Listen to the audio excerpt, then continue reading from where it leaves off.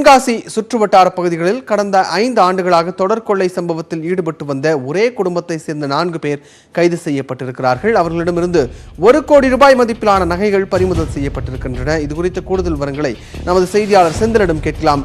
செந்தில், இந்த 4 பேரும் யார், எப்படி இவர்கள் பிடிபட்டார்கள்?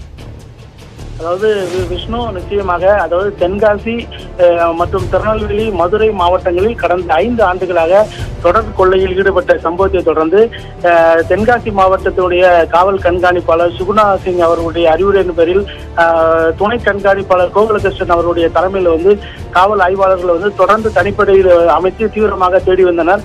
இந்நிலையில் தென்காசியினுடைய பிரதான பகுதியில் இருசக்கர வாகனங்களில் ஒரே குடும்பத்தைச் சேர்ந்த 4 பேர் இங்க வந்ததாகவும் அவர்களுடைய பைகளில் மறைத்து சுமார் 2.2 கிராம் அளவிலான தங்க நகைகளை கொண்டு இங்க விற்பனை செய்வதற்காக கொண்டு வந்த ரகசிய தகவலின் பேரில் இங்குள்ள காவல்துறையினர் அவர்களை தொடர்ந்து விசாரணை செய்தனர். அதில் இவர்கள் தொடர்ந்து, அதாவது இரவு நேரங்களில் தனியாக தூங்கி கொண்டிருக்கக்கூடிய வீடுகளில் குறிப்பாக இவர்கள் கடந்த 4 ஆண்டுகளாக இவர்கள் கொள்ளையடிக்க சம்பவத்தில் ஈடுபட்டுள்ளனர். இவர்களிடம் பல கோடியான, சுமார் அதாவது 1 கோடியான மதிப்பிலான நகைகளை இங்கு பறிமுதல் செய்து தற்போது இவர்களிடம் தொடர்ந்து விசாரணை மேற்கொண்டு வருகின்றனர்.